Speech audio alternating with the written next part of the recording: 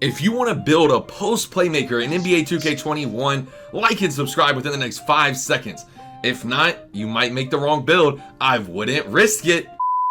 Yo, YouTube, it's your boy Premier, back today with another banger. And in today's video, we're going to be going over how to build this post Playmaker build in NBA 2K21 next gen. First things first though, smash that like button if you haven't already, subscribe to the channel if you're new, and make sure to turn the post notifications on so you miss the next banger. Now, I don't know if y'all have seen my Playmaking glass cleaner video, the most recent video on my channel, but same thing goes for this build, getting straight into it.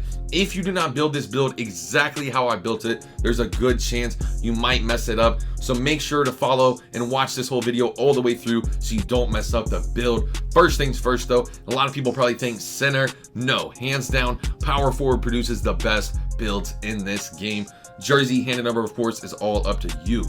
Same thing for the height, it is really all preference here. 6'8" to 6'11" or 7 foot. If I'm not mistaken, you can make this build.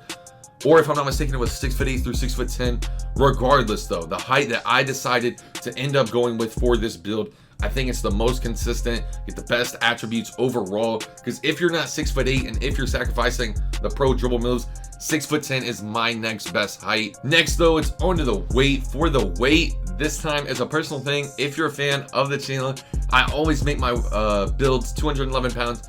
This one here, it actually makes a difference. So make sure you go minimum weight 210. Of course, for the wingspan, you already know 7'8" max wingspan there. For the body shape though, it is really your preference, what you prefer between burly, defined, and built.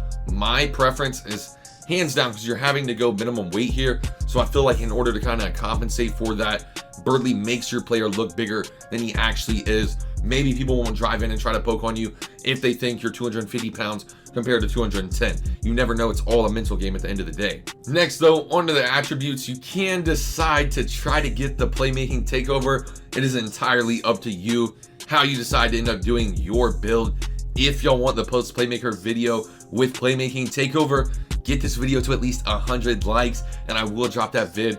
For now though, we're gonna go with the 95 standing dunk, 95 driving dunk. It's gonna be 99 and 99 at 99 overall. That is demigod like. And then make sure you have exactly 12 finishing badge upgrades.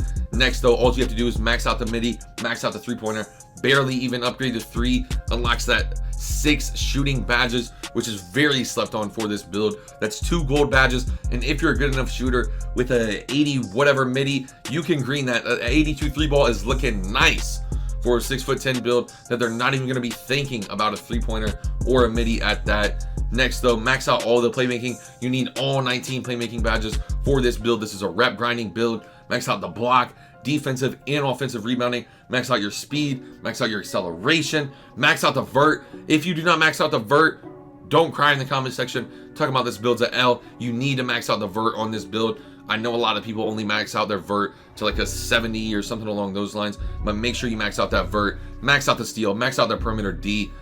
Actually, what I decided to end up doing, as I remember as I'm watching this video, I ended up dropping the interior defense and I did not like the way the attributes came out. So what I decided to actually do was gut the steal altogether and then upgrade the interior defense, because the steal costs so much to upgrade, you end up actually losing attribute upgrades. So at that point, it really comes down to preference. Me though, the 81 perimeter defense, make sure you exactly get 26 defensive badge upgrades. It's very important for this build, because when you do that, it actually upgrades the strength. Kind of like a good 2-for-1 combo there, rather than just having the steal interior defense on like a 50. I think this is a better version of the build. If you're a fan of interceptor, pickpocket, anything like that though, I did show you the other way you can make it. Just make sure you secure the 26 defensive, and let's move on to the takeover. Now, as you can see, we do not get Playmaker Takeover on this version of the build. This version of the build is one of the best versions of the build though. So it's something I had to decide, did I care about the takeover, or did I care about actually how the build would play, how the attributes look, how the badges are. And honestly, box out ball, paint intimidation, finishing moves, spot up precision, solid takeovers for this build. Finishing moves is actually very slept on to win events. If you're going for an event, it's actually how I was able to secure in Ruffles. Whenever they started playing up on the 3-point line, I can slip to the paint with my slasher takeover and get a guaranteed lob almost every time. For this build though, I ended up going paint intimidation, box out wall. It's very glitchy, and as you can see, I built a post playmaker similar to Chris Webber, similar to Giannis, similar to John Collins. This build is a demigod, and let's get straight into the best badges for this build. You know, but if you're getting similarities to Giannis, you know you're doing something right. That 99 driving dunk, 99 standing dunk is gonna be glitchy on this build, especially with 12 finishing badges. Honestly, I think you only need 8, but 12 is actually going to come in handy here. That is 3 Hall of Fame badges. You could do Hall of Fame Posterizer, Hall of Fame Lob City, Hall of Fame Slithery. You could even do like a gold Heat Seeker, maybe like a bronze Fearless. You could even do like a silver Lob City, gold Slithery, gold Heat Seeker. You really like, do you really need Lob City Hall of Fame? You know, it's really up to you. You could even sneak in the Rise Up if you're not a fan of Slithery after watching 2K Labs video. You can even take off the Heat Seeker, go back to the 3 Hall of Fames. If I'm not mistaken, if I'm grinding like events, stuff like that, this is what I'm going to be doing for this build. I might even sneak in that Fearless there. Probably do like the gold Lob City. Fearless is a very OP badge, and it's a bailout badge that gets you out of bad animations. Now I know you're looking here at the 6 shooting badges. What would I do? All I'm gonna do, gold Hot Zone Hunter, gold Catch and Shoot. I'm telling you, on the pop, this build, if you get one of these over 6'9" jump shots down, it's actually scary. You know, I might even look at the bronze deep threes there. Really don't think it's worth it. Just do gold and gold though, and you will shock the world on this build. When you pop, nobody's gonna be thinking that you're going to be able to shoot the ball.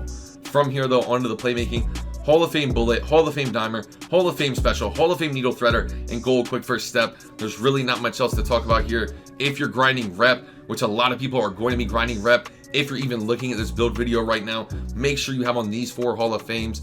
If you do not want to run Gold Quick First Step, that's fine, and that's up to you. You could look at something else like maybe a Bailout Bronze, Floor General on Gold, whatever you want to end up doing. But Quick First Step on this build is glitchy. I'm going to be running at Gold.